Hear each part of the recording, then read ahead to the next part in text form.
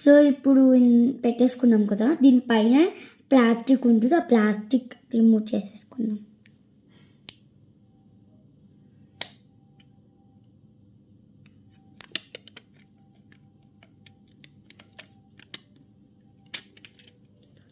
So plastic remove చేసేసుకున్నాం, మంచిగా stick చేసేసుకోవాలి.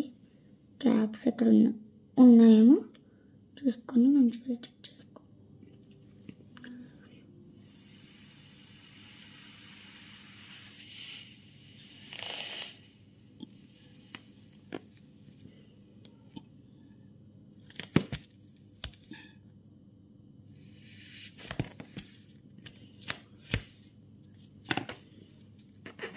అయిపోయింది నాన్న పిల్లు.